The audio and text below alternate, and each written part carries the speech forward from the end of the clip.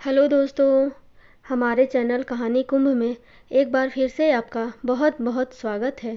तो चलिए हम आज की कहानी शुरू करते हैं। आज की कहानी है जब बुढ़ापे में माँ बाप को छोड़ देता है बेटा। दोस्तों, ये बहुत ही मार्मिक कहानी है, इसे अंत तक जरूर सुनें। योगेंद्र सिंह ने अपनी पत्नी प्रभा के कमरे में झांक कर देखा। अंदर पास पड़ोस की 5-6 महिलाएं बैठी थीं। वे न केवल प्रभा का हालचाल पूछने आई थीं, बल्कि उससे इसलिए भी बतिया रही थीं कि उसकी दिलजोई होती रहे। जब से प्रभा फाजिल की शिकार हुई थी, महल्ले के जान पहचान वालों ने अपना यह रोज का क्रम बना लिया था कि 2-4 की टोलियों में सुबह से शाम तक उसका मन बहलाने के लिए उसके पास मौजूद रहते थे। पुरुष नीचे बैठक में योगेंद्र सिंह के पास बैठ जाते थे और औरतें ऊपर प्रभा के कमरे में फर्श पर बिछी दरी पर विराजमान रहती थी। वे लोग प्रभा एवं योगेंद्र की प्रत्येक छोटी बड़ी ज़रूरतों का ध्यान रखते थे। योगेंद्र को पिछले 3-4 महीनों के दौरान उन्हें कुछ कहना या मांगना नहीं पड़ा था। आसपास मौजूद लोग मुंह से निकलने से पहले ही उनकी ज़रूरत का एहसास कर लेते थे और तुरंत इस तरह उसकी पूर्ति करते थे मानो वे उस घर के ही लोग हों। उस समय भी 2 औरतें प्रभा की सेवा टहल में लगी थीं। एक स्टोव पर पानी गर्म कर रही थी ताकि उसे रबर की थैली में भरकर प्रभा के सुन अंगों का सेक किया जा सके। दूसरी औरत प्रभा के सुन हुए अंगों की मालिश कर रही थी ताकि पुट्ठों की अकड़न और पीड़ा कम हो। कमरे में झांकने से पहले योगेंद्र सिंह ने सुना था कि प्रभा वहीं बैठी महिलाओं से कह रही थी, तुम देखना, मेरा सौरव मेरी बीमारी का पत्र मिलते ही दौड़ा दौड़ा चला आएगा। लाठी मारे से पानी जुदा थोड़ी ही होता है। माँ का दर्द उसे नहीं आएगा तो किसको आएगा। मेरी यह दशा देखकर वह मुझे पीठ पर उठाए उठाए फिरेगा। तुरंत मुझे दिल्ली ले जाएगा और बड़े से बड़े डॉक्टर से मेरा इलाज कराएगा। योगेंद्र के कमरे में घुसते ही वहाँ मौन छा गया था। कोई महिला दबी जबान में बोली थी, चलो किसको यहाँ से निठल्लियों, मुंशी जी चाची से कुछ जरूरी बातें करने आए हैं। देखते ही देखते वहाँ बैठी स्त्रियाँ उठकर कमरे के दूसरे दरवाजे से निकल गईं। योगेंद्र ऐनक ठीक करते हुए प्रभा के पलंग के समीप पहुँचे। उन्होंने बिस्तर पर लेटी हुई प्रभा को ध्यान से देखा। शरीर के पूरे बाएं भाग पर पक्षाघात का असर हुआ था। मुंह पर भी हल्का सा टेढ़ापन आ गया था और बोलने में जीभ लड़खड़ाने लगी थी। योगेंद्र प्रभा से आंखें चार होते ही जबरदस्ती मुस्कुराए थे और पूछा था, नए इंजेक्शनों से कोई फर्क पड़ा? हाँ जी, दर्द बहुत कम हो गया है, प्रभा ने लड़खड़ाती आवाज़ में जवाब दिया था और बाएं हाथ को थोड़ा उठाकर बताया था, यह देखो, अब तो मैं हाथ को थोड़ा उठाकर हरकत दे सकती हूँ। पहले तो दर्द के मारे जोर ही नहीं दे पाती थी। और टांग, यह तो बिल्कुल पथरा गई है। जाने कब तक मैं यूं ही अपंगों की तरह पलंग पर पड़ी रहूंगी। बीमारी आती हाथी की चाल से है और जाती चींटी की चाल से है। देखो, 3 महीने के इलाज से कितना मामूली अंतर आया है। लेकिन अब मैं तुम्हारा और इलाज नहीं करा सकता। सारा पैसा खत्म हो चुका है। तमाम जेवर भी ठिकाने लग गए हैं। बस 50 रुपए और तुम्हारे 6 तोले के कंगन और चूड़ियाँ बची हैं। हाँ, प्रभा ने लंबी सांस ली।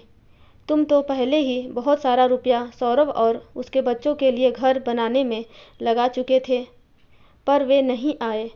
अब मेरी बीमारी की सुनकर तो आएंगे। फिर मेरा सौरभ रुपयों का ढेर। नहीं, मैं और इंतजार नहीं कर सकता। योगेंद्र बाहर जाते हुए बोले, तुम इंतजार कर लो अपने बेटे का।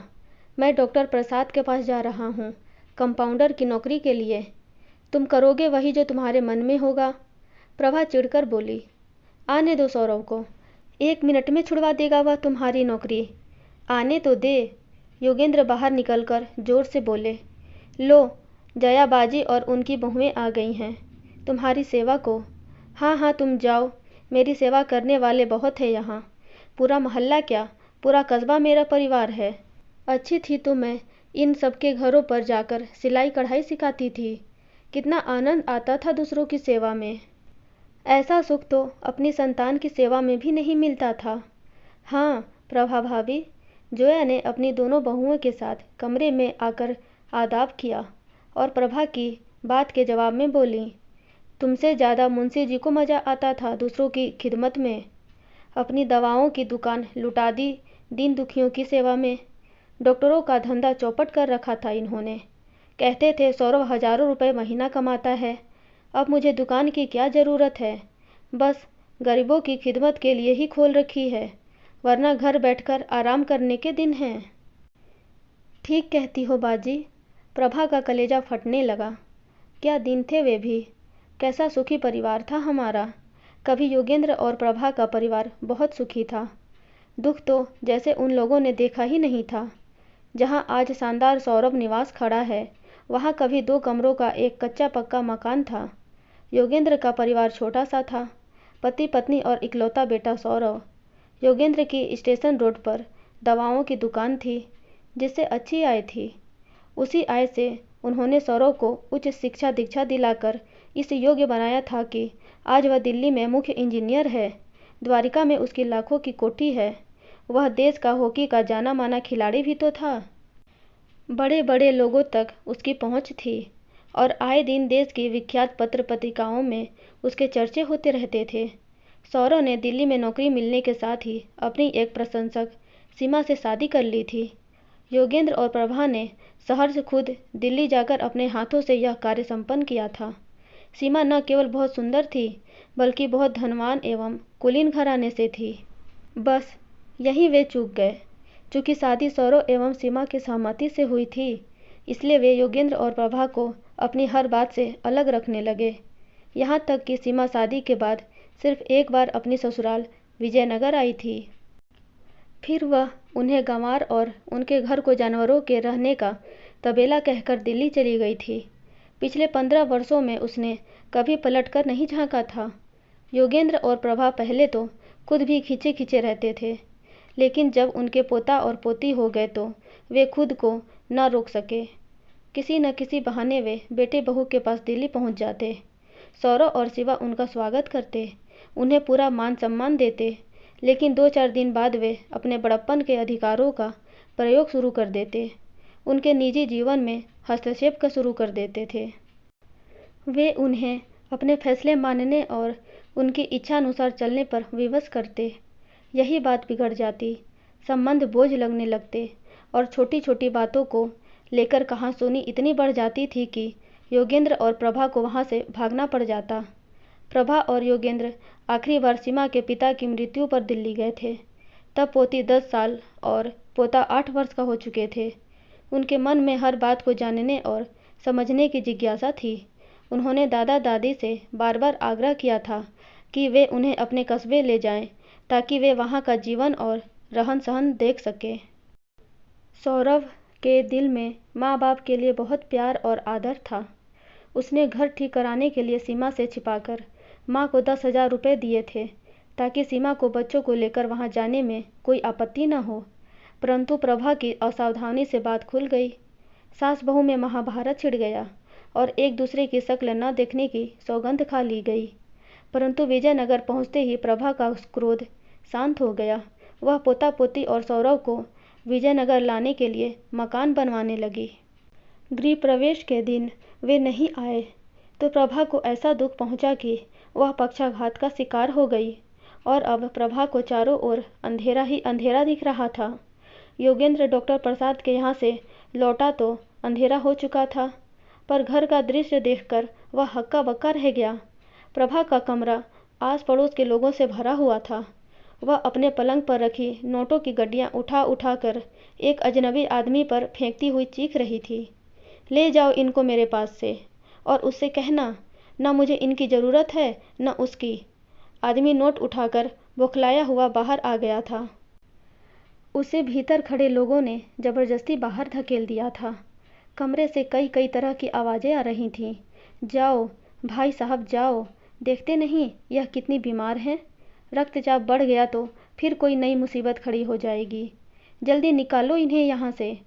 और 2 लड़के उस आदमी को बाजुओं से पकड़कर ज़बरदस्ती बाहर ले गए। वह अजनबी योगेंद्र से टकराता टकराता बच गया। योगेंद्र ने भी गुस्से में पूछे थे, कौन हो तुम? मैं सौरव का निजी सहायक हूँ, रमन साहब ने ये 50,000 रुपये भेजे हैं और यह पत्र। योगेंद्र ने नोटों को तो नहीं छुआ, लेकिन रमन के हाथ से पत्र लिया। पत्र को पहले ही खोला जा चुका था और शायद पढ़ा भी जा चुका था। योगेंद्र ने तत्काल फटे लिफाफे से पत्र निकाल कर खोला। पत्र सौरव ने लिखा था। पूज्य पिताजी एवं माताजी, सादर प्रणाम। आपका पत्र मिला। माताजी के बारे में पढ़कर बहुत दुख हुआ। मन तो करता है कि उड़कर आ जाऊं, मगर मजबूरी है। सीमा और बच्चे इसलिए नहीं आ सकते क्योंकि वे परीक्षा की तैयारी में लगे हैं। मैं एशियाड के कारण इतना व्यस्त हूँ कि दम लेने की भी फुर्सत नहीं है। बड़ी मुश्किल से समय निकालकर ये चंद पंक्तियाँ लिख रहा हूँ। मैं समय मिलते ही आऊँगा। फिलहाल अपने सहायक को 50,000 रुपये देकर भेज रहा हूँ ताकि माँ का उचित इलाज हो सके। आपने लिखा है कि आपने हर तरफ से पैसा समेटकर नए मकान के निर्माण में लगा दिया है। जो बच्चा माँ की बीमारी खा गई, यह आपने ठीक नहीं किया। बेकार मकान बनवाया। हम लोगों के लिए वह किसी काम का नहीं है। हम कभी वहाँ आकर नहीं बसेंगे। माँ की बीमारी पर भी व्यर्थ खर्च किया। पक्षाघात के रोग का कोई इलाज नहीं है। मैंने कई विशेषज्ञ डॉक्टरों से पूछा है। उन सब का यही कहना है, माँ को अधिकाधिक आराम दें। यही इलाज है इस रोग का।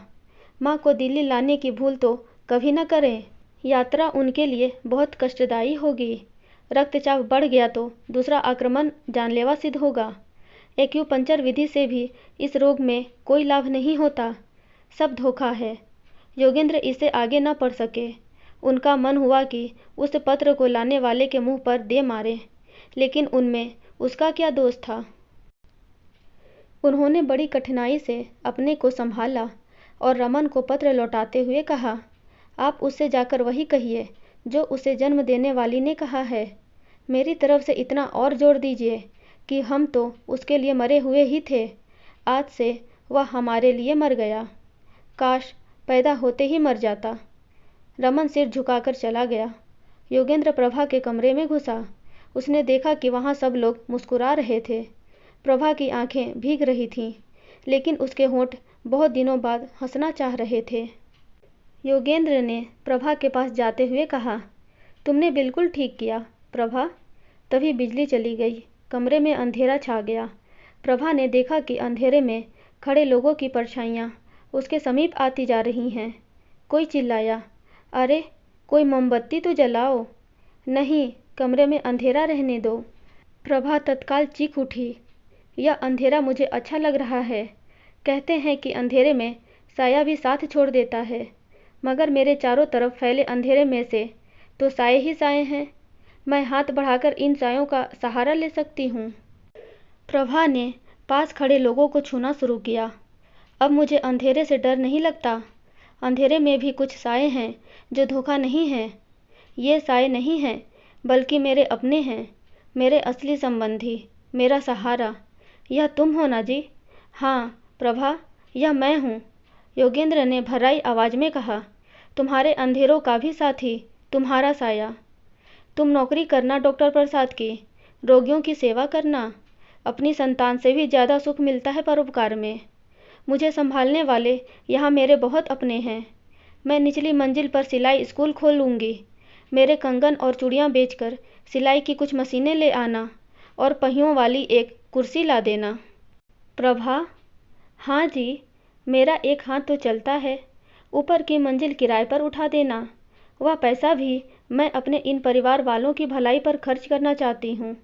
हमारे मरने के बाद हमारा जो कुछ है, इन्हें ही तो मिलेगा। एकाएक बिजली आ गई। कमरे में उजाला फैल गया। सबके साथ योगेंद्र ने देखा था कि प्रभा अपने एक हाथ पर जोर लगाकर उठ बैठी थी। इससे पहले वह सहारा देने पर ही बैठ पाती थी। योगेंद्र ने खुशी से छलकती आवाज़ में कहा, प्रभा, तुम तो बिना सहारे के उठ बैठी हो। हाँ, इंसान के झूठे सहारे ही बेसहारा करते हैं। मैं इस आशा में पड़ी रही कि कोई आएगा, मुझे अपनी पीठ पर उठाकर ले जाएगा और दुनिया के बड़े से बड़े डॉक्टर से मेरा इलाज कराएगा। मेरा यह झूठा सहारा खत्म हो चुका है। मुझे सच्चा सहारा मिल चुका है, अपनी हिम्मत का सहारा। फिर मुझे किस बात की कमी है? मेरा इतना बड़ा परिवार जो खड़ा है यहाँ, जो जरा से पुकारने पर दौड़कर मेरे चारों ओर इकट्ठा हो जाता है। यह सुनकर योगेंद्र की छलछलाई आंखें बरस पड़ी। उन्हें रोता देख वहां खड़े लोगों की आंखें भी गीली होने लगीं। योगेंद्र आंसुओं को पोंछते हुए सोच रहे थे, ये कैसे दुख हैं जो बूंद बनकर मन की सीप में टपकते हैं और प्यार व त्याग की गर्मी पाकर खुशी के मोती बन जाते हैं। दोस्तों, आपको ये कहानी कैसी लगी? प्लीज़ कमेंट में बताइएगा और ऐसी ही रोचक कहानियाँ पढ़ने और सुनने के लिए हमारे चैनल कहानी कुंभ को लाइक, शेयर एंड सब्सक्राइब ज़रूर करें। Thank you.